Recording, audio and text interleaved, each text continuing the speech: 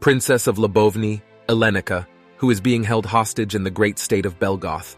Admiring the peaceful nature, the girl eagerly awaits the Emperor of Belgoth. Not far away, like a small musician, a fountain gently murmurs, harmonizing with the sounds of nature that surrounds the princess. Upon arriving at the meeting place, the guy before reaching the girl said, "Princess." It seemed as if he did not like such informal meetings very much, but he did not want to offend the girl who was waiting for him, and therefore came to her as quickly as he could. Turning abruptly to the guy, the princess literally broke out into a smile, saying, "I've been waiting for you. Oh, father." It was obvious that the girl was very happy to see him, because she was shortening the time as much as she could, and every second of waiting could make her more upset, thinking that he wouldn't show up to her. A clear emotion of displeasure appeared on the guy's face. He definitely didn't like the way the girl called him. He asked her again, "Father?" Maybe she just had such warm feelings for him, as if he were her own father. Patting her lips, she mentally said to herself, bad mouth, I misspoke again." So this guy is definitely not her father, yet she called him that. Maybe he looks like her father, or maybe he's just not used to that nickname yet. While she was chewing herself out for such a reservation, the princess, innocently looking at the boy with eyes as blue as the sky on a clear day, noticed that although he expressed displeasure, he was not angry, quickly changing in her behavior, the girl as if she wanted to change the subject, so as not to provoke possible conflicts after this reservation. From which she says to the guy, "Your Majesty, I wanted to talk to you about something else." Still, I wonder how often she calls the guy father, judging by the fact that he's not used to it yet. Not too often. Smiling sincerely and innocently at the guy, holding her fragile hands on his chest, the girl asks the guy, "Are you marry me?" It can be seen that the girl, even this phrase, is pleasant to say to him. She really wants to get married, moreover to such a handsome guy as His Majesty. Then the guy sharply approaches the princess and, almost touching her face with his lips, says, "Princess." The girl is very excited, because suddenly she now hears the consent, and her life will become even brighter than the light of the sun in the sky. But alas, that doesn't happen. The guy makes it explicitly clear to the girl, "I didn't kidnap you to marry you." Wait, what? He's her kidnapper and she's still so happy to see him and she wants to marry him? The girl still looks at the guy in the same innocent and tender way, telling him that she knows it. To which the guy asks her, why then is she asking him for it? And really, why would she ask such a favor of the guy who kidnapped her? Why? The girl asks herself, repeating the question in her head many times. After questions whose answers blurred in her head like chocolate dessert on a hot day, she was still able to formulate a coherent answer. "Because I love your Majesty very much." It was love at first sight. The guy's answer was stiff and very sharp, like a razor blade. He told her without hesitation, "And I don't love the princess." From this phrase, the girl's face read shock, complete bewilderment and surprise at the same time. The guy further added, "As far as you know, I already have a fiancé." Although he said what seemed to be such painful words to the girl in love right to her face, he was not angry, but said it calmly, with an unwavering expression on his face. But then, it turns out that the guy has a fiancé, but it is only in words. In fact, they have not yet been officially married. But then it turns out that the guy has a fiancé, but it is only in words. In fact, they have not officially married yet. The girl is very determined, and she mentally just says that he's obviously lying to her. She says, "Okay, let's say your future isn't set in stone. Does your Majesty love Lady Elid?" Maybe the guy really doesn't have a fiancé, and he's just not ready for the responsibility of married life. The guy says, "I wouldn't say that." Does this mean that his love with his so-called sister-in-law is not sincere, if of course there is any at all between them? Perhaps the guy doesn't want to marry this particular princess. Though of course, judging by the fact that she calls him father, the girl is weird. But doesn't his answer mean that the girl still has a chance? She decides to ask him this question directly and without prevarication. After that question, the boy looked at the princess warily and emotionlessly. The guy, crossing his arms over his chest, meets the girl's gaze with a look of calm equanimity. His facial expression remains impenetrable, like a hidden inner equilibrium. He replies to the girl, "Why should I give you this opportunity?" Apparently, the guy is not particularly interested in the princess as a consort. The girl, blushing slightly, opens her mouth to say something important. Her voice trembles a little as she says, "Because you like me?" You can see that the girl is nervous and is trying with all her might to get her way. However, as we know, you can't be nice by force.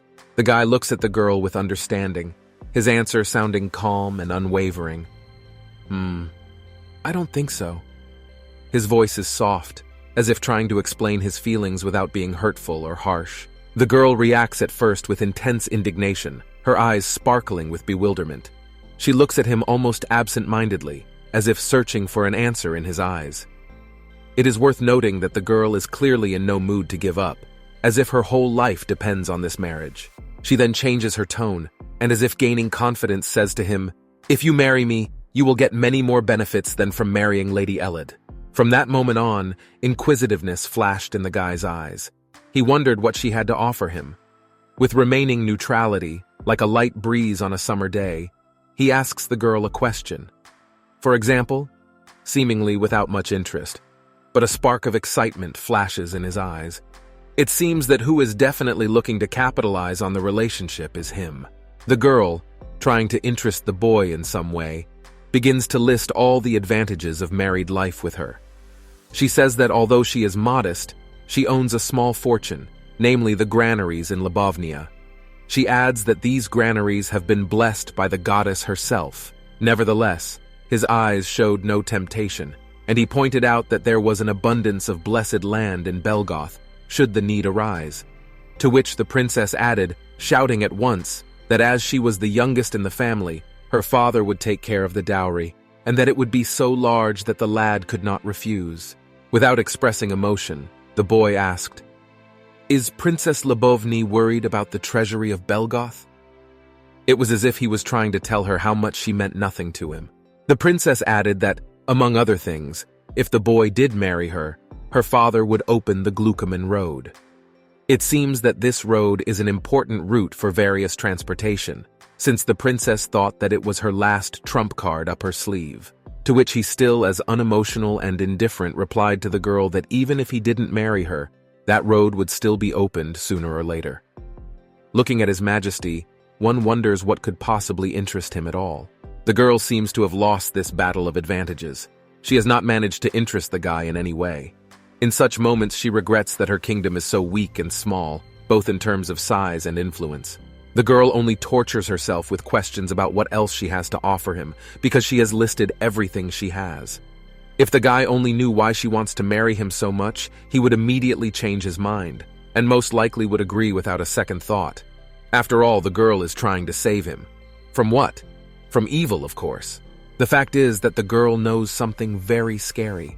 If the prince marries Lady Elid, they will have a son, who will later be raised by his mother as an evil magician. This guy would later become the father of the villain, and his son, being an evil and horrible magician, would kill his dad before he could live to see his 40th birthday. How horrible. And he probably wouldn't believe her if she told him all this. She wouldn't be able to tell him that easily. The girl wasn't an authority to him, so he would want to know the source of the information, or even think she was crazy. Guess she'd have to keep quiet about it all for now. The girl turns around sharply and mentally says to herself, "I didn't want to say this, but you left me no other choice." She's very determined. What is she going to say to him? The princess turned to the guy and asked, "Aren't I pretty?" To this he replied instantly, and with a bit of bewilderment, "Huh?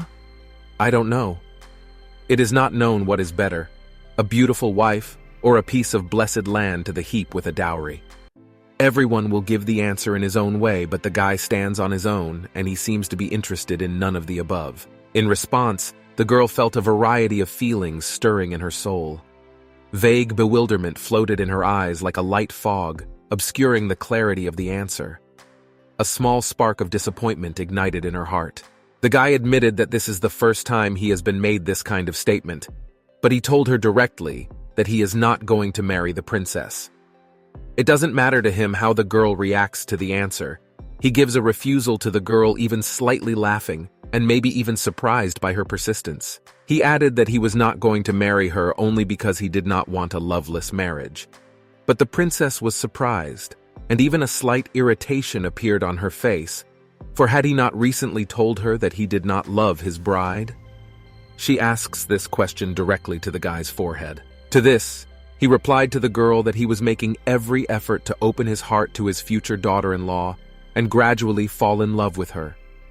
Is it so important for him to love his daughter-in-law specifically?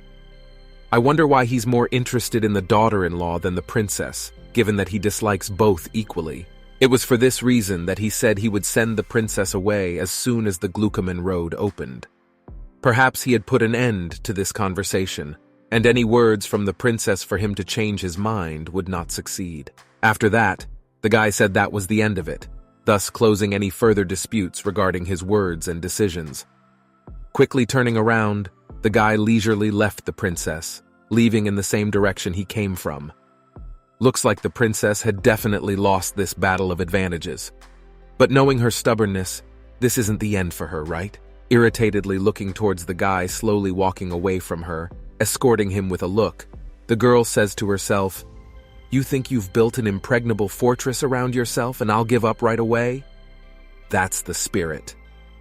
The main thing is that the princess would not give up early, because if she does not marry, then be trouble.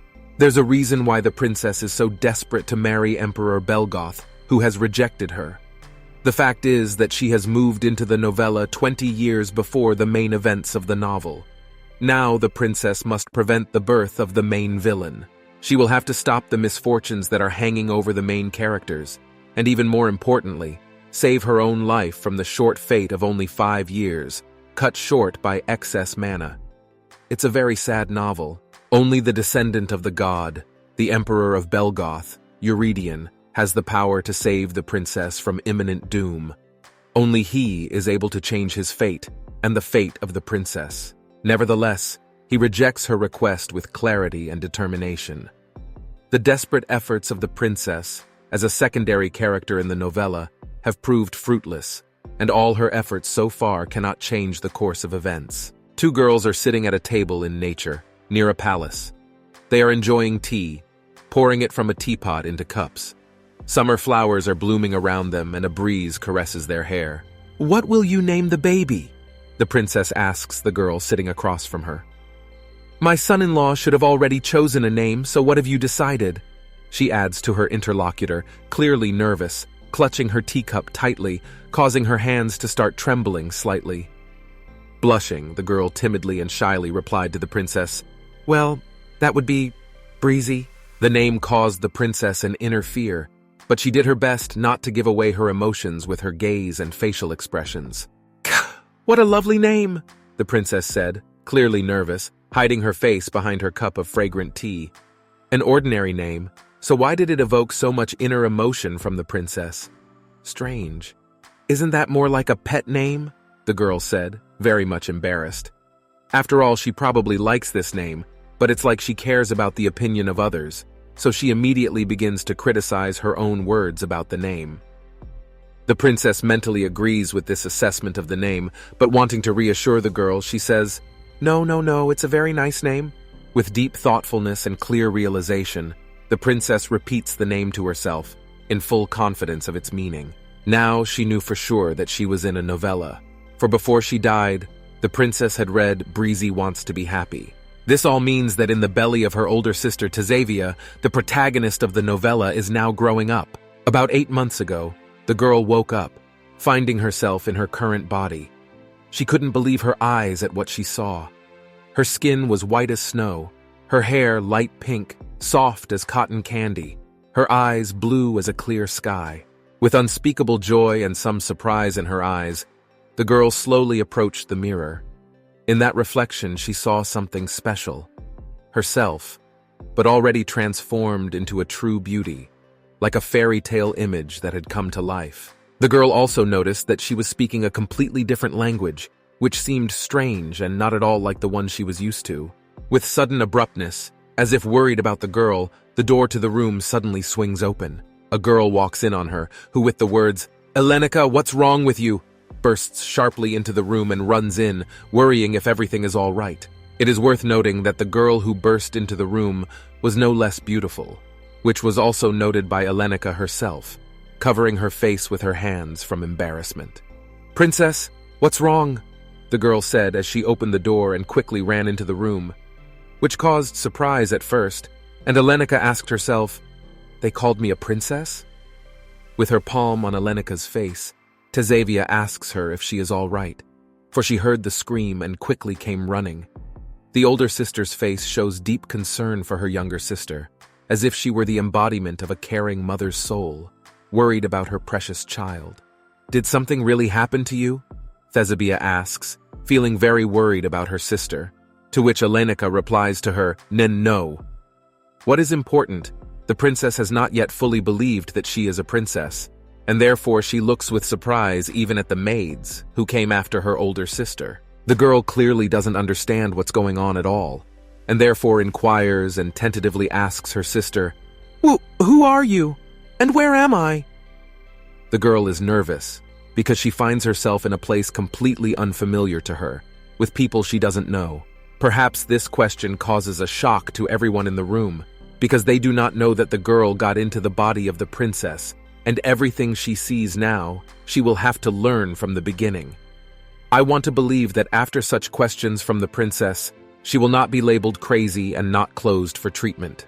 Everyone present immediately fussed. Some called the court doctor, some called His Majesty the King.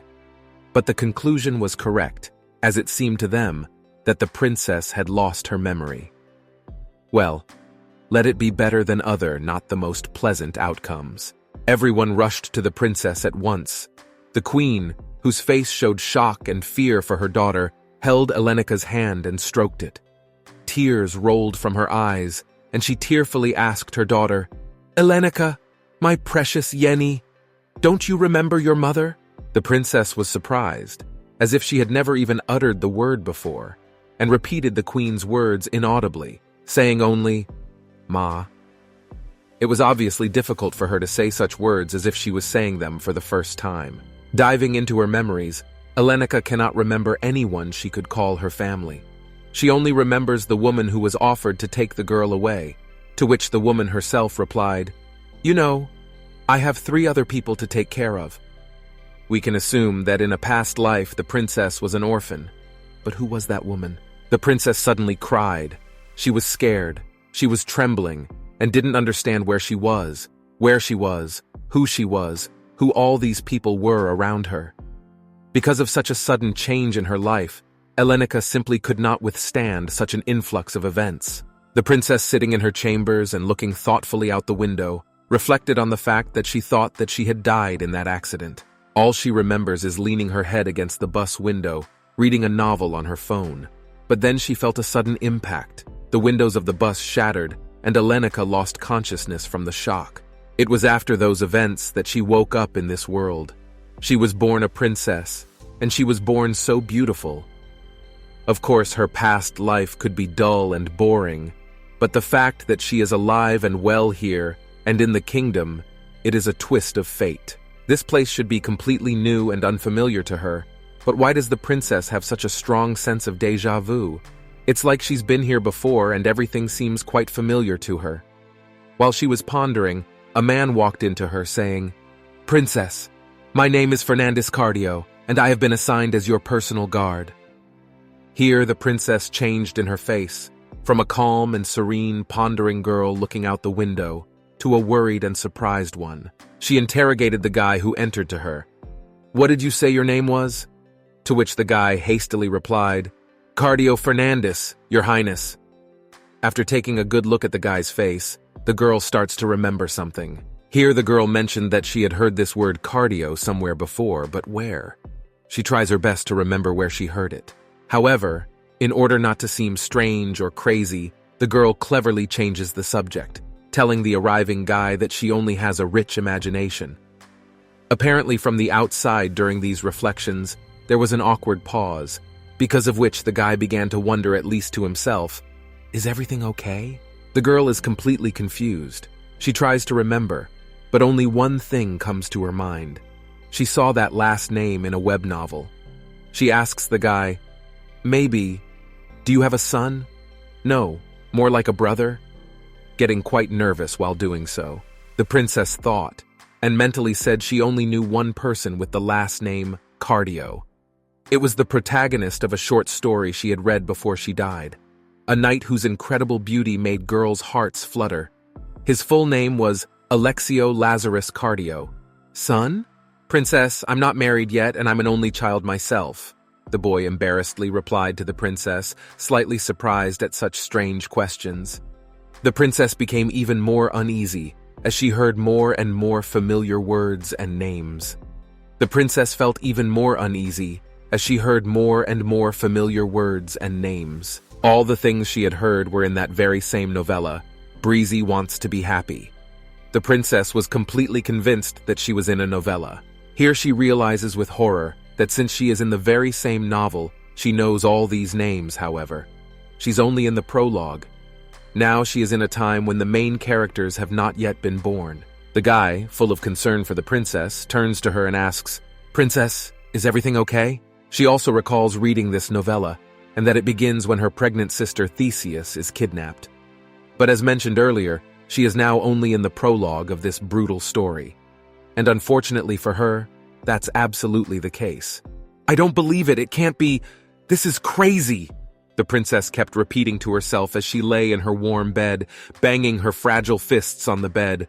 She refuses to accept the fact that this is all real. "This doesn't make sense," the girl tells herself. It doesn't make sense that she was in someone else's body. She clearly did not understand her own role. However, at the same time, as strange as it may sound, it made sense. A huge empire that could destroy the small kingdom of Belgoth with a single blow. The strongest country in Eastern Riker was Belgoth. In her novella, it was the ruler of the Belgoth Empire who kidnapped her older sister. An unexpected kidnapping and subsequent imprisonment. The man is a real bastard, the princess says to herself, resenting the way the events in the novella she has read have played out, and how those events have yet to come true. However, if you get to know this very, as the princess puts it, scoundrel, you will realize that in fact, this is a very unhappy man. After all, a tragic death awaits him in the end. So remembering how Elenica read this novella in her past life, she cried her eyes out when the emperor died. After all, it's not fair that the author of the novella did that to the character. Curled up in a ball, the girl sits on the bed, head down on her knees and hands covering her face. She's scared, but she can't figure out what it is that scares her. The fact that this guy is the ruler of a huge and powerful empire, or the fact that he's a real person now. In any case, the kidnapping of her sister was only the prologue of the novella, and the beginning of the tragedy that the parents of the main characters experienced. In the novella to which the girl was transported, there were three main characters. The protagonist was the first princess of Lebovny, the daughter of Tazavia, Brisny. The protagonist is Brisny's guard, Alexio. And finally, the third and main villain is the tyrant emperor of Belgoth, Dekarb Belgoth. This is a story about how the main characters help each other heal the traumas of childhood and fix the tragedies of the past. You could say that neither of the main characters' parents had a peaceful, happy life. Of course, to be precise, the quiet life, of course, the heroes had, however. They all died early. After the kidnapping, the time for a quiet and measured life had passed. Sitting on the bed, slumped from the realization of her fate, the princess hugged the pillow, still remembering the story in the novel.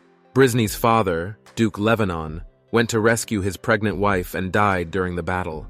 The Sebia learned this sad news when she was in a foreign country, and from the shock she experienced, she gave birth to Brisny several weeks before her due date. After that, Lebovny and Belgot never made a truce, and it wasn't until Brisny was 10 years old that she and her mother were able to return home. But because of the loss of Brisny, grief and anger were eating away at Dekarb's heart. The princess wanted to give Dekarb's middle name as well, but she forgot it because it was too long.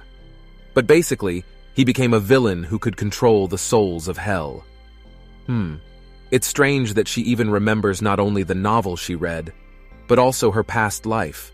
And so, with Brisny gone, young Dekarb, only 11 years old, decided to sacrifice his own father in pursuit of dark magic in order to ascend to the throne of the emperor himself and devour Lebovny. where Brisney was located. Fully immersed in her thoughts, the princess only clutched her pillow as hard as ever and empathized with the characters in the novel she had read. She both pitied the emperor and feared him at the same time. What was most frightening was that this would still have to happen in the future if the princess couldn't change anything. 2 years after returning home, Tazavia passed away, having fallen under the influence of a mysterious disease. This is very tragic, as the princess pointed out, absorbed in her reflections. And so it turns out all three are victims of unfortunate circumstances. The Sevius's older sister, Duke Lebanon, and the father of the villain Descartes, the current emperor of Belgoth. Mentally, the princess counted all the characters in the novella, flexing her frail and slender fingers with each counted main character whose fate was tragic. And no, there's another one, the princess added, flexing another finger and froze, remembering another character's fate. The protagonist's father and the princess's guard, Fernandez, who lost a leg and an eye during the war. The girl has implied that the parents of the main characters are doomed to an unhappy life one way or another. Of course, perhaps the original story was about the healing power of youth and sweet love, but if this story is the same as the novella, all the characters will suffer a sad fate. The princess's pregnant older sister is living proof of that. At first, it was difficult for the princess to realize her existence in this new world. She refused to believe in what was happening, saying to herself that it was either a coma after the accident and she was just dreaming, or she was abducted by aliens. Anyway, the princess has no choice. This is her new reality, her new life. And if the timing of her sister's pregnancy is to be believed, then based on the story of the novella, the country is about to be invaded by the Emperor of Belgotha. Elenica, what are you thinking about? Her older sister Tazavia asked the princess, distracting her from her thoughts and bringing her back to reality. The princess flinched, because all this time, she had just been sitting in the same place at the table, holding the tea that had already cooled down. Elenica only answered confusedly, "Huh? What? You look funny," Tazavia pronounced to her, as if all this time she had just been sitting there watching the princess absorbed in her thoughts. "I'm just happy that Brisney is going to be born soon," the princess said, looking at her big sister and pretending that nothing happened. After that, the princess decides to act decisively. She forcefully places a piece of paper on the table. If the princess fails, the world is doomed to tragedy. Who will handle it if not I, the person who is more familiar with this novel than anyone else, said the princess, picking up her quill and preparing to write something. She promised herself that she would prevent the beginning of this tragedy at all costs. There wasn't much time. Would she have time to make things right? The girl decided to start with cause and effect. So, first point, she needed to understand why Belgoth had attacked Lebovny. Except the thing is, she doesn't know the reason why Belgoth attacked. Well, that's the end of the plan before it's even begun. But a bad outcome is still an outcome, as you know. Thinking about it, the princess recalls that in the original work, the story of the parents is not revealed in detail. So the story had pitfalls? Leaning back in her chair, the princess only tried to recall any details, but in vain. All she remembered was that the Lebovny had refused to follow the agreement, and that had enraged Emperor Belgoth. Except, what was that agreement about? The princess didn't know, or at least didn't remember. "Your Highness, what is troubling you? You don't look well," the princess's guard said, standing behind her back and almost hovering over the girl's face. The princess looked at the boy but didn't really find much to answer, only, "What?" She was busy with her thoughts on how she could make things right. "I'm worried about your right leg and left eye," the princess replied, forgetting where she was. This caused her guard to respond with a puzzled, "What?" But immediately realizing that she had said something he didn't need to know, she waved it off, saying, "No, nothing." She would be happy to tell him everything, but he wouldn't understand her, or he'd think she was crazy. Though knowing the full story of the novel she is in, the girl could become a real fortune-teller. "Listen, Ferdy," the princess addressed her guard affectionately, looking inquisitively into his face and holding the paper near her so that only she could see what she had written there. "Did Lebovny happen to sign some sort of agreement with Belgoth?" the girl asked the boy with genuine interest. The boy answered her, "By agreement, Do you mean the tripartite treaty on glucoman? Looking carefully into the girl's eyes, and as if asking himself why she was interested in it. When she heard the news of the agreement, the princess suddenly froze, as if time had slowed down. Her eyes opened wide, expressing not only surprise but also a certain amount of bewilderment. For a moment she silently absorbed the information, trying to absorb it. She only repeated, "A three-way treaty on glucoman?" The boy explained to her in more detail. "It's a treaty whereby we open the way for glucoman," adding, "and Belgoth in turn ferrying himself mana stones from Ezekiel." The boy didn't hide any information, and so his answers were as clear and transparent as morning dew.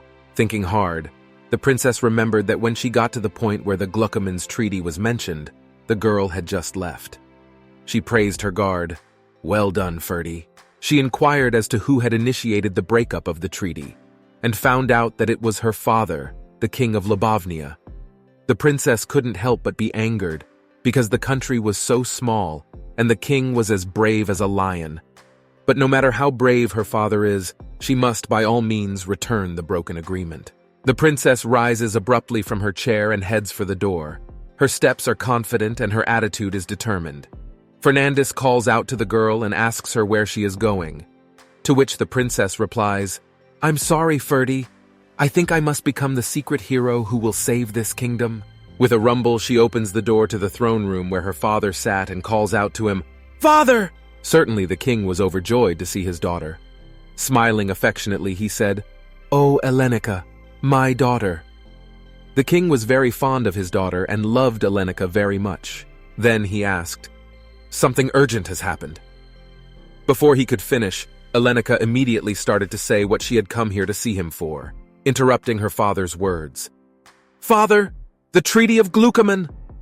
The king almost jumped on his throne at this suddenness, but suddenly she realized that she had started in the wrong way, because it was a little rough, wasn't it? She sat down next to her father, put her arm around his waist, and began to speak calmly. "Daddy!" The princess literally chirped like an early bird to the king. She knew her father had a weakness for the sweet facial expressions of his lovely daughter. "Tell me about the glucoman treaty," she asked her father affectionately. Perhaps here the princess used the full force of her pretty looks. The king ran his eyes. He had not expected such a question from his daughter. The king heard such questions every day from his subjects, and now his daughter had joined in. He said that why would his little daughter want to know about all these international affairs? It feels like the king is avoiding a direct answer to the princess's question. Then the princess realized that maybe the king was not telling her something, because he had already done something wrong. So she asked him, "You're not thinking of anything strange, are you?" To which the king just looked away. The king is not eager to answer such a question, even to his own daughter, and still continues to dodge, diverting the subject and saying, "Elenica, what is this strange thing you speak of?" And so after 3 hours of intense conversation, or to put it more accurately, the interrogation of the father by his favorite daughter, a terrible thing is revealed. The fact is that after all confessed, the king said that glucomane has been closed for 2 years. What a horror, it is necessary to act quickly, otherwise all events can repeat again as in that novel. Because of the way the princess criticizes the king for such decisions, the king feels even a little ashamed. Well, what did he want? Because he did something that won't change the course of events for the better. But how could he know? Because he didn't read the novel. In general, the story goes like this. Originally, Belgoth was a country without mana stones. But, since mana stones were vital for the defense of the palace and the borders of the empire, Belgoth made a trade treaty with Ezekiel, which possesses these very mana stones, or rather their deposits.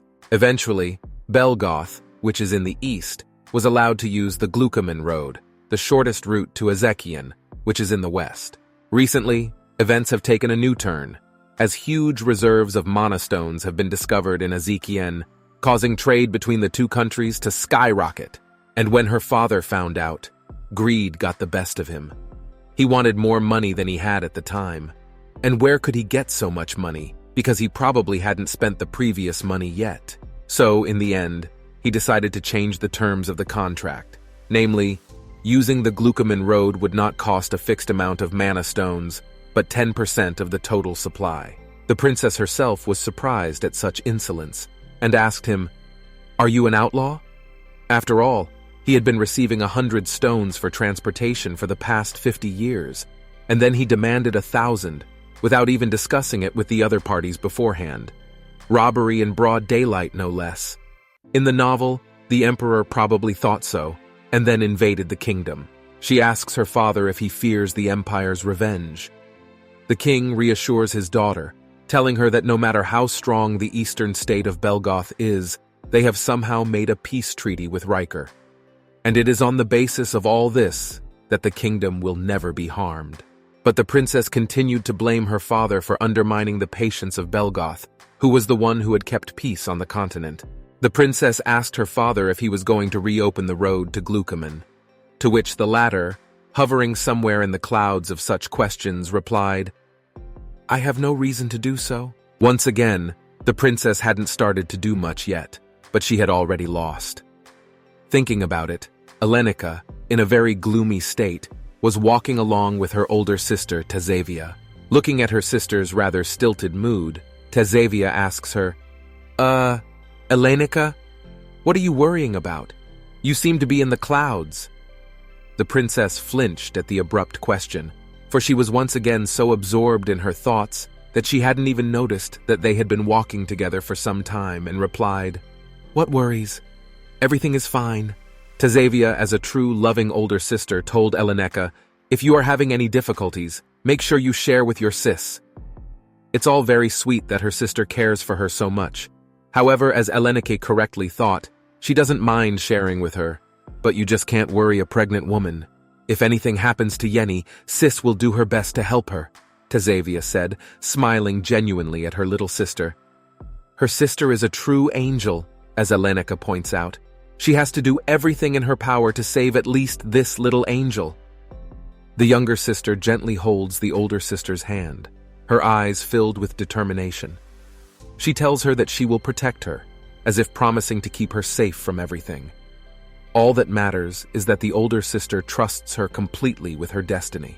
If the first item from her plan didn't work due to her father's unwillingness to renew the Glucoman agreement, then it's time for Plan B, namely, to prevent Tazavia from being kidnapped by the Emperor of Belgoth. Clenching her fists, the princess promised herself that if it was impossible to prevent Belgoth's invasion of the country, she should at least prevent her sister's kidnapping. And by the way, about the invasion, when is Belgoth going to invade? It's all leading up to it, since the treaty was broken. Here the princess was confused, because she didn't remember the specific date of the invasion from the novel, if there was a specific date at all. The princess came to the Duchy of Lebanon to her best friend, the younger brother of the Duke of Lebanon, Sergei Lebanon. The guy immediately began to tell the girl, what is she doing here in general? Also, the palace recklessly left. Alenika only patted her eyes and hugged her pillow and looked back at the guy. Then the princess said, "Do you know my deep thoughts?" "Can you think?" said Sergei with a friendly sneer. The girl threw a pillow at the guy, taking offense at such friendly but still a bit rude words. But getting back to the problem, the only way to keep her sister safe is to stay by her side at all times when Belgoth invades the country. But the princess can't do that, because Tazavia is a married woman, and it's almost impossible to control her. Therefore, the princess is caught between two fires. Grumbling quietly, Sergei tells the princess that she's still the same as she was, only more out of control. Sergei and Alenika are innocently arguing with each other. The guy, spreading his hands in the air, says, "Who will see you as a princess?" To which the princess asks the guy to just shut his mouth, smiling sweetly at him while threatening him at the same time. The princess calms herself by saying mentally that if people close to her do not notice the difference between what she is now and what she was in her former life, it means only that her character is very similar to that of Alenika. This fact cannot but please the princess because she does not need to play a role, she is what she is. A guy just sees his best friend just lying on the bed. Even though it looks like they are fighting, it's not serious. Sergei asks the princess, "Did something really happen to you?" You can see that no matter how they look from the outside, their friendship and care is undeniable. The princess ducked her face into the pillow. For a second, she was deciding whether to speak or not. Then she decides to tell her friend everything, telling him, "Yes, Serge, it happened." Elenica says that he must come and save her in her time of need. The boy asks, perplexed, why is it that he has to come and rescue her? After all, she has cardio. To which, with a restrained giggle, the girl replies, "You'll run to save me yourself, you'll see." That's exactly what happened in the first scene of the original short story. Then the guy grabbed his friend and said to her, "Elenica, you have to leave." To which the girl shouted, "Let me go, Serge, sister." All the princess has to do is take her older sister out beforehand and hide herself, of course. That's what the girl thought, sitting on the bed and holding the pillow as if it were just a soft toy. The princess squinted at the boy. She was afraid something would go wrong. He sat and listened intently to what the princess was saying. The girl says she only trusts him. She is not lying because the only friend who can help her now is him. The guy is a little discouraged and says that the princess is saying some strange things. Obviously, she hasn't told him the whole truth, but if he's willing to help her even just because she asked, that's encouraging. At that moment, the princess didn't know everything at all. She hadn't thought about Emperor Belgoth's goals. More important to her was the fact that he might soon kidnap her sister. The girl didn't think about the fact that in the Lobovny kingdom, the princess wasn't just her older sister. And now the princess is back, sitting at a table and sipping tea. She asks her sister what the doctor told her. The doctor told Tazavia that she had nothing to worry about, to which the princess, of course, reacted happily. But the princess does not leave the feeling of anxiety. She is more nervous than usual. She is frantically worried, scared for her sister. She looks at Theseus as her father speaks sweetly to her, but her anxiety does not go away. She is running out of patience just to sit and wait. The girl jumps up from the table. Grabbing her older sister by the arm, she shouts nervously, "Sister!" After that, the princess comes to her senses, stops screaming, and affectionately tells her sister that it's time to go, because she can't stay outside for long. Her sister objects, because it hasn't even been 2 hours yet. To which Elenica replies that 2 hours is enough for her.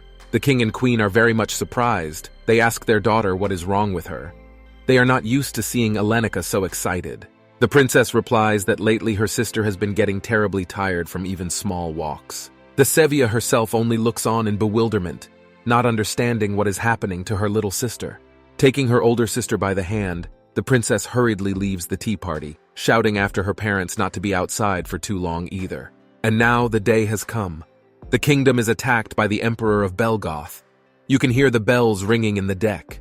The princess grabs her sister's hand and runs with her, screaming about how little time they have. Tazavia does not understand what is happening. She wants her sister to explain everything to her. However, now is not the time. But the sister cries out about what will happen to their parents. To which the princess replies that they'll be fine. She knows this, because in the original story, the ruler of Belgoth only came for Theseus. After that, Elenica forcefully pushes a heavy bookcase. Behind the closet is a secret passage. Pointing to it, the princess tells her sister to go in there. The princess learned about this loophole from that very novel, because in the original, this loophole was discovered by Breezney. Elenica tells her sister that on the floor below her, there is a small bulge. When the Imperial army enters here, she will need to press this bulge, and then she will be in the basement. Tazavia is terrified. She doesn't know what to do. She just wants it to be over as soon as possible. As the princess expected, there is not enough room in the secret room for two. She literally orders her sister not to leave the room and to sit there. The older sister is crying. She is scared. She wants her sister to explain to her what is even going on here. The atmosphere is tense to the max. But Elenica says there is no time to explain everything because she has to run to the second secret passage. She only told her sister that she would see her soon. Of course, she better hide too, because who knows what plans Emperor Belgoth will have if he knows that Tazavia is not in his possession. Lastly, the girl says to her sister, "Sister, please, you should be thinking about Breezney right now." Indeed, she needs to think about the baby, except that in this situation, she will be more nervous than thinking.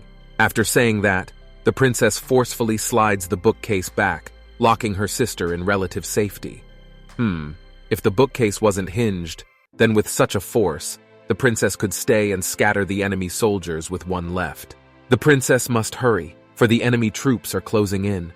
She tells Tazavia to keep an eye on everything through the gaps between the books in the cupboard. Poor girl. She's so scared. What's worse, she doesn't even know what's going on. I want to believe that they really will meet soon, because otherwise all this manipulation made no sense. Elenica hears the sound of clanking swords. She turns around and sees a simmering battle between soldiers. The last thing she sees is the knights giving their lives, in the name of saving all the ladies. She hides behind one of the columns to consider how best to get to the secret passage. The princess may seem brave, but in reality, she is just as scared as the others. But she doesn't know if she should go there now, because Sergei is supposed to come soon. However, she doesn't know if it will happen, because the course of events she has already changed, ruining the original story. After making sure no one is around, the princess quickly runs towards the Eastern Palace.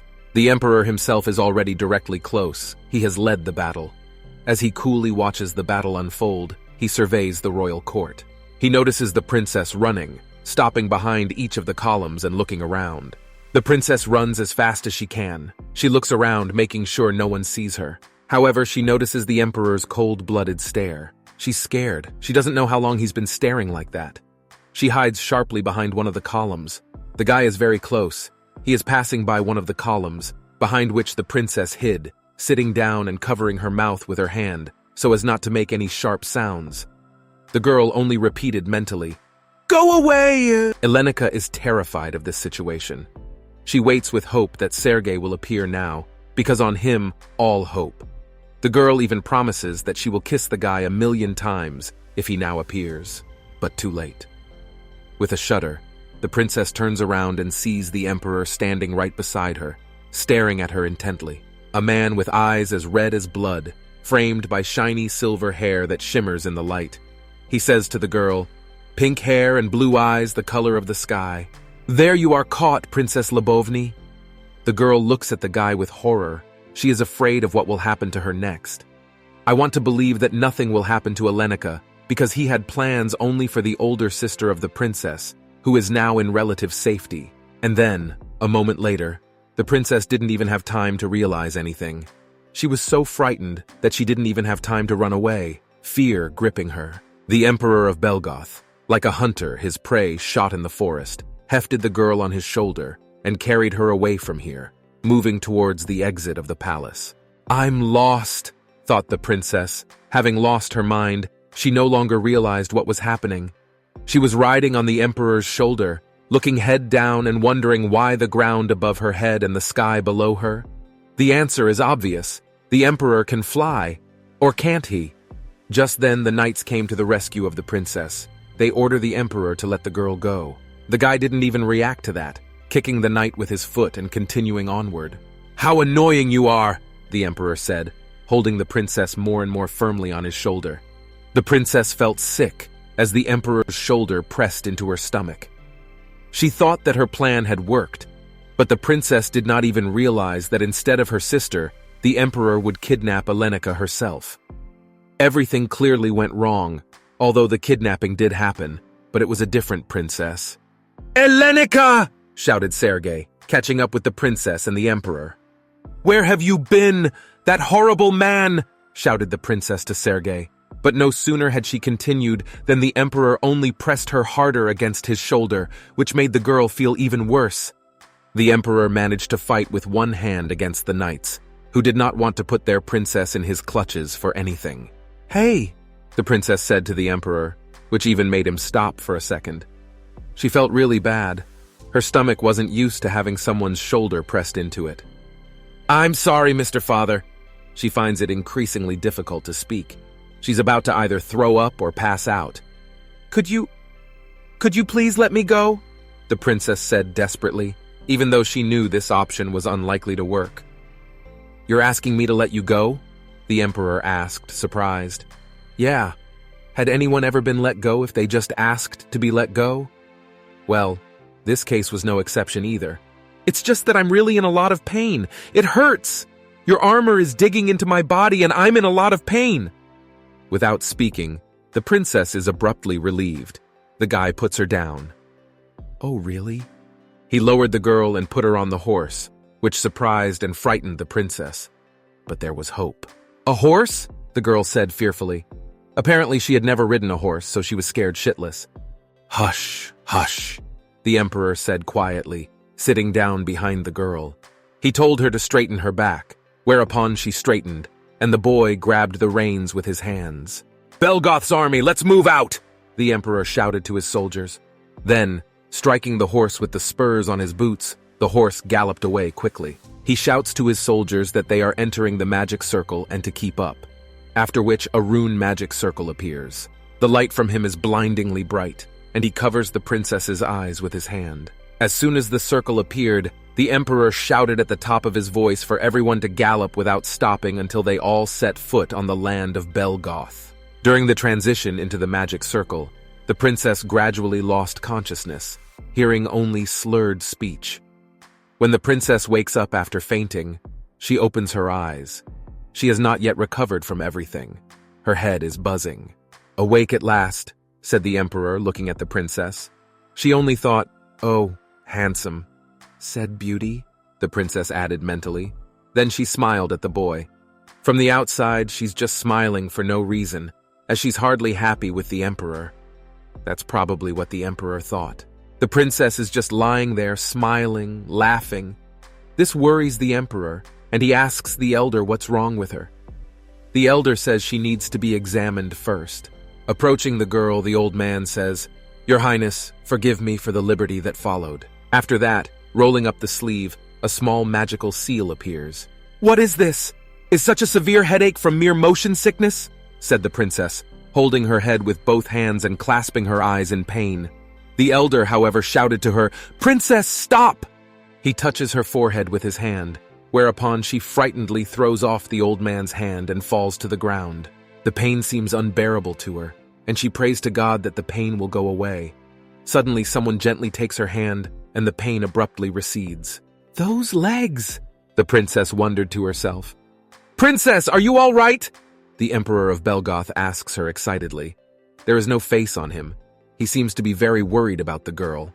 The girl continued to lie on the ground, saying only that she was fine, whimpering softly. She lay there thinking about how exhausted she had been over the last few days trying to protect her sister. And in the end, the princess herself had been kidnapped like a sack of potatoes. Then she was put on a horse, which she rode for the first time in her life. Even if she knew this was going to happen, she would have done the same thing, which, of course, is the saddest part. She says to the emperor, "If you couldn't capture my sister, you should have just left. Why did you take me away? You're bad, bad," while crying like a little child. The guy takes the girl under his arms and lifts her slightly off the ground so that she doesn't lie down, grabbing her like a rag doll. The girl can only watch as he lifts her up. He gazes into the princess's face, during which the girl is just as able to get a detailed look at the emperor. The princess looks at the guy and whimpering thinks to herself how handsome he is. "Why are you so sad?" the guy asks the girl. Indeed, why is a girl who has been kidnapped in a rough way so sad? After that, without letting go of the princess, holding her under his arms, he picks her up and lifts her up, causing the girl to literally hover over the ground, dangling her slender feet in her shoes. Then, lining the flag of the empire under the bottom, the guy gently lowers the princess so she's not sitting on bare ground. The girl wondered to herself, "Is that an imperial flag?" The emperor wipes the dirt from the princess's face, gently wiping both soil and tears from her cheeks with his handkerchief. He says to her, "I did not know you were sensitive to mana. I apologize. Did it hurt that much?" He says that it seems to have scared her a lot, this whole sudden kidnapping thing. Many things scare the princess, and one of them is being kidnapped against her will. The handkerchief is sticky with dirt and tears on the princess's face. She feels embarrassed that the boy cares for her so much. Because of this, she snatched the handkerchief from the guy's hands and said that she could do everything herself, continuing to wipe herself, saying, "But it doesn't hurt now. Tell me, have you always been sensitive to mana and magic stones?" the boy asked the princess, sitting in front of the girl as if kneeling down. The princess answered confusedly that this had never happened to her before. Mana sensitive? She remembered saying that in the novel the princess died from too much mana. The girl shook her head. She didn't know about all this, since she hadn't dealt with mana. "Russell, what happened?" the boy asked the older man. The girl was surprised. She remembered that it was the man who had touched her, and it was after his touch that the girl's pain became simply unbearable.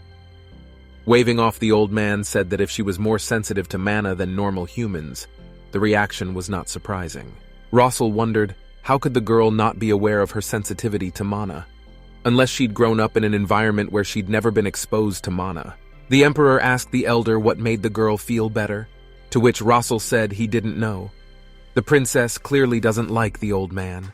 Excitedly, Russell replied that if they observed the princess properly, they might learn the answer, but right now it was beyond his knowledge. The guy said that one way or another, they won't be able to use the magic circle anymore. Does he care that much about the princess? He got up and said that since they had already crossed the border, they would continue on horseback. "Ah, you're not used to horses either?" the boy asked the girl. The princess, objecting, said that she knew how to ride a horse, to which the emperor replied that as someone who could ride a horse, she was too frightened. She says it's just hard for her to ride a horse by herself. She was embarrassed because she seemed to be giving him a lot of trouble. "Stop!" The girl immediately objected to herself, because why should she care if she inconvenienced him? He had kidnapped her, by the way. The emperor said emphatically that in that case she would ride on horseback with him. He said that if they rode all day on horseback, they would be in place the day after tomorrow. Holding out his hand, the guy told the girl to get up. The girl realized why she cared so much if she was giving him trouble. After all, he's so kind.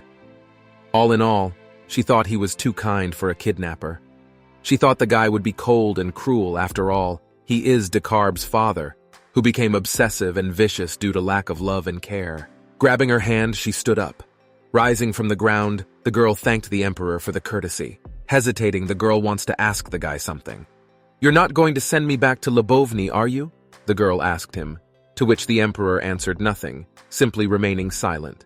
Of course, as kind as he was in the original novel, he kept her sister imprisoned for 10 years. Without letting go of the princess's fragile hand, he still answered her, "If the negotiations with Lebovny end successfully, I will see to your safety. I swear on the name of Belgoth." Well, that was encouraging. The girl realizes with sadness that this man will be brutally murdered at the age of 40, and his killer will be his own son. As the princess pointed out, it is a unique feeling that one feels when one knows the end of another person's life. This feeling, it seems to the girl, is similar to the one she felt when she tried to protect her older sister, Thesebia. The emperor says to the princess, "Until then, can I count on your cooperation, princess?" He looks at her more with kindness than with any anger or malice. Adding, the guy says, "That seems impossible, considering my words sounded like a threat." Then the princess shuddered, realizing that she didn't even know his name, because in the novel, the man's name was not mentioned. The girl, without thinking long, said bluntly, "Listen, Mr. Father!" Apparently, once again, she misspoke, which caused a shock on the emperor's face. Well, not surprisingly, it wasn't often that a girl called a young man father. "What's your name?" the girl literally shouted out to the guy. There's more bewilderment on the guy's face now. First she calls him father, and now it turns out she doesn't even know the name of Emperor Belgoth. Without hiding anything, he answered the girl, "Euridian." She only repeated his name aloud as if she liked it. Euridian. Perhaps the name sounded familiar to her? Euridian Lou Solidor Belgoth. He gave her his full name as if formally introducing himself to the princess. Without wasting a moment, the girl fully introduces herself to him as well. "You already know this, but I'm Elenika Shuvia Lebovny," looking slightly embarrassed and looking down. "Nice to meet you." The girl smiled and giggled slightly. "And me," Euridian said a little more and couldn't hold back a smile. Riding the horse, the guy put his arm around the princess's waist, almost hugging her so that she wouldn't fall out, and thus holds the horse's reins. He tells her to relax, otherwise if she keeps her body so tense, her back and lower back will hurt. A little earlier, as the princess notes, the emperor had removed his armor. She thought he had done so because she had complained about the way they were digging into her body. Thanks to this, the princess is comfortable riding with her boyfriend on the same horse. Except that the princess is insanely embarrassed. After all, she can now feel his strong muscles under his clothes, which were hidden under the steel armor. Every move she makes is too obvious, which makes her redder the whole way through. But what's most important is that this man doesn't even sweat. She seems to feel better just from breathing in that clean, fresh scent. It's like she's getting energized. Oh my God, is she that shameless? Who would have thought that a princess would be like that? The princess is getting hot. She's about to fall. She gets motion sickness and bends over more and more each time. Swaying slightly, the princess falls. All she has time to think is, "Oh, mommy!" But no sooner does she fall than she is abruptly grabbed by the guy. The princess is so light that he catches her with one hand. "Princess, sit still," the guy said, holding the girl tightly with his hand. The girl is even more embarrassed now, even though it all looks so romantic. A few hours later, the girl is lying on the ground again, whimpering. All she did was just watch Rossel start a fire with magic. She gets very sick again, however, when the guy gives her his hand. The girl grabs it, telling herself that now is not the time for embarrassment from touching. The girl grabs the guy's hand and presses herself against his chest and whimpers. Eurydion strokes the girl's shoulder while she trembles. He asks the elder, "Rossel, isn't she too sensitive?" The old man replied that he had merely started the fire. The princess is afraid to die even before she saves the father of the main villain. After all, this strange thing has happened to her 3 times already. The first time was while crossing the magic circle. The second time was while treating the wounded. The third time was when Rossel lit the fire. Rossel concludes that perhaps the princess has an intolerance to magic. Still stroking the princess's shoulder affectionately, Eurydion asks, "Intolerance?" The old man says it's a very rare trait. Sometimes people are born who cannot perceive mana in spirit or body. But alas, this problem is much more serious. After all, the fact that in the world where magic exists, the girl was not exposed to its effects is only because she is not from this world. She is in Elenika's body, but in her mind, she is still Jessica. The Emperor said, "Rossel, avoid using mana. She can't tolerate even small amounts of magic, so we must be careful." But it's not that she's intolerant that bothers her. The main reason she is worried is why she feels a terrible pain that makes her feel like she is about to die. But when she touches this person, she feels so much better.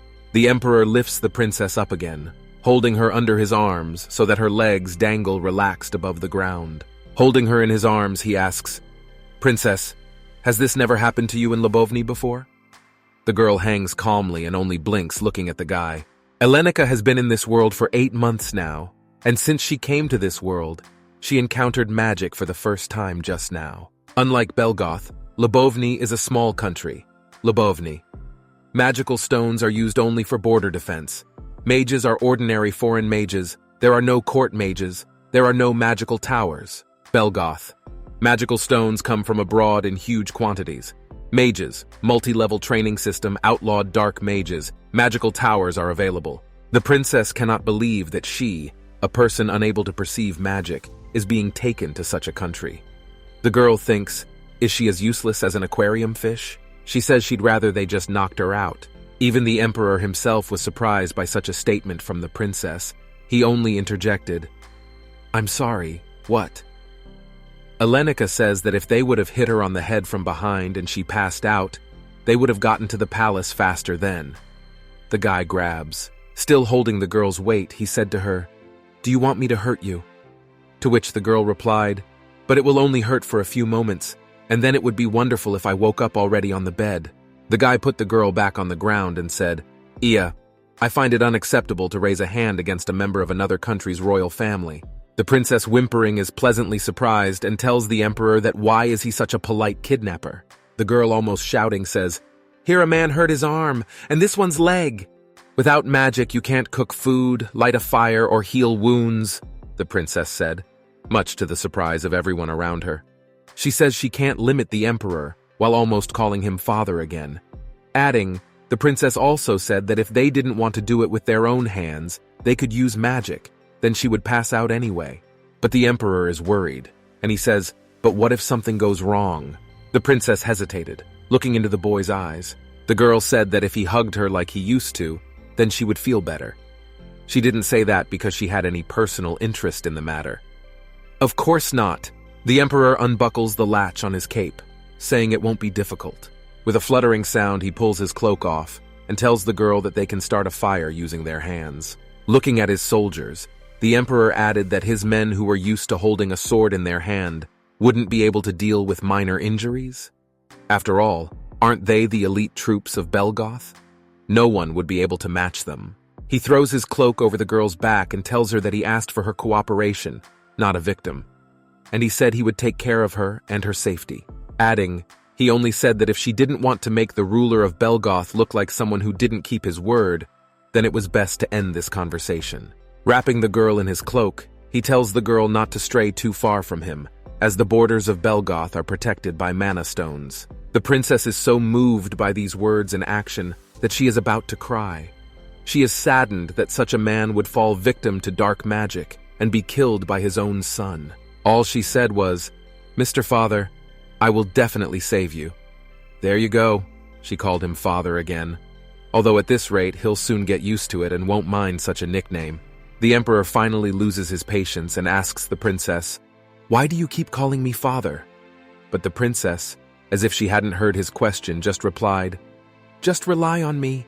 It is full night outside, and the only thing visible is the moon and stars shining in the sky, as well as the fire crackling, diluting the sound of crickets singing in the distance. The air in Belgoth felt heavier than in Lebovny, and the girl couldn't help but notice that her breathing was becoming labored due to the mana saturation.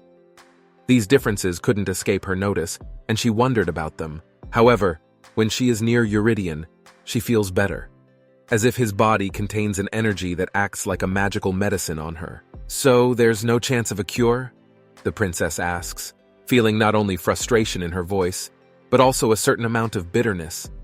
It's as if she can feel her hopes slowly melting away like the morning mist before the bright sun, and it's reflected in her eyes, which dimmed for a moment. From afar, at a safe distance for the princess, the elder shouts, "No cure has been found yet." I wonder if the princess shouted her question too, or if the elder has such excellent hearing. Likewise, adding, Russell shouts, "They say that people with mana intolerance don't live longer than 5 years from the time of birth. But it seems to me that in the case of the princess, the resounding mention of 5 years caused a sharp uneasiness in the princess's heart.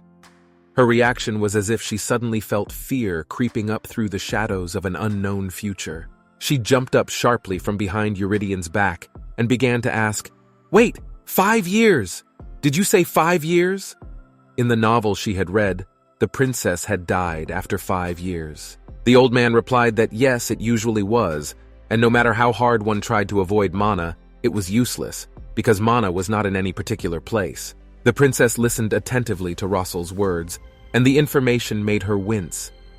The elder went on to say that mana was one of the greatest forces that had created the world. It is no exaggeration to say that mana has permeated the earth they walk on and the air they breathe. Russell indifferently said that if you are an ordinary person, then your life will not be long, which the princess didn't like very much. He was literally reading her death sentence. The princess seems frustrated with her fate, but the old man is sure that the princess will be fine since she has reached such an age and nothing has happened to her. But the old man doesn't know that the girl has been in Elenika's body for only 9 months. That's why she has lived to such an age, because before that, the real Elenika lived in this world, who clearly has no intolerance. If you consider that she has been in this world for 9 months, then she has only 4 years and 3 months left. This thought scares the princess to the point of shaking. She jumps up and screams, apparently asking herself, "Am I doomed? What's this all for?" Then the prince grabs the princess by the waist and pulls her to him with the words, "That's it. Calm down, princess." The princess did calm down and told Russell to continue. The old man, after giving it some thought, says, "With some caution, we can assume that your majesty's divine essence is counteracting the pernicious influence of mana." The emperor applied his musings, noting, "The idea of divine essence and mana sounds quite likely." There was a certain confidence in his voice, as if he had found a potential explanation for the mysterious phenomena. The princess remembered that she remembered the history of the Belgoth family, and their connection to divine powers had been detailed in Descartes' side story. The imperial family of the Holy Empire of Belgoth is blood related to Raulis, the god of peace and prosperity. This means that Eurydion is a true descendant of the god, practically a living Jesus. Looking at the princess, who was sitting behind the emperor's back like a frightened kitten, Rossel said, "Your Majesty, if the princess has your divine essence by her side, she will be fine." And cleverly, he thought of that. The old man added that even if His Majesty doesn't use divine power, he is always draining energy anyway. Perhaps the princess's body is responding to that energy. Elenica was excited by this news because, as she said, it meant that the Emperor's divine essence could save this mortal body. Rossel called out to the princess, "Princess, have you ever received the blessing of the Rowless family?" "The blessings of the Rowless family?" The princess hesitated. I guess she didn't quite know what it meant. "Princess, have you been baptized?" Eurydion asked her, simplifying the matter. The princess immediately understood what it was about, saying, "Oh, baptism." The princess recalls that as soon as her sister Tezavia found out that Brisny was pregnant, she immediately received a blessing for the child. Members of the royal family receive it before and after birth, so Elenica has it too. "I think I've been baptized," the girl replied uncertainly. "Seemingly?" Here the emperor marveled. The emperor looked at Elenica with a hesitant look full of questions. The princess only thought that he would not ask her baptismal name, for it was a sin in this world. It is a sin in this world to reveal one's baptismal name to anyone other than one's parents and spouse is considered a desecration of the name given by the gods. Eurydion replies to her that of course she must be baptized, since Lebovny is one of the countries under Rowless's protection. Rossel says it is, and the fact that the princess is still in one piece, does that mean she's being protected by God? I'd like to believe that's the case. The princess smilingly and magnanimously replies that at least it is not Rossel's fault. The old man could not have known that the girl had mana intolerance. Rossel and Eurydion say between themselves that they have nothing to worry about the princess then, as the capital is a blessed land. To which they both agree. Elenica summarizes that she has all this mana intolerance just because she is not of this world. But luckily, the princess's body has been blessed by a god, so if she's near a divine power bearer, she'll negate all mana's effects. Elenica's earlier plan was to prevent Thesabia from being kidnapped by the Emperor of Belgoth. The plan half succeeded and half failed, for Elenica was kidnapped by mistake. On top of that, the princess has become a practically useless aquarium fish because of her mana intolerance. Right now, the main problem is Elenica's life, so it's not the time to worry about other people. Although, who would have thought that her savior would be a minor character doomed to a miserable death? Right, the princess muttered under her breath. Plan C was to win the favor of this most minor character. If she finds herself in this situation, she has only one choice. Her life depends entirely on Plan C. Until she finds another way to save this body, she'll have to stay close to Eurydion. To prevent Eurydion's death at the hands of his son, Decarb must not engage in the study of dark magic. Decarb delved into the study of dark magic, mentored by his mother. And whatever Decarb learns from his mother, that man must not marry that woman. So the plan is in place. The princess sank into thought, mentally muttering to herself that in this case, then he could marry her. The princess said in her mind, slightly embarrassed. She didn't even hear Eurydion speak to her.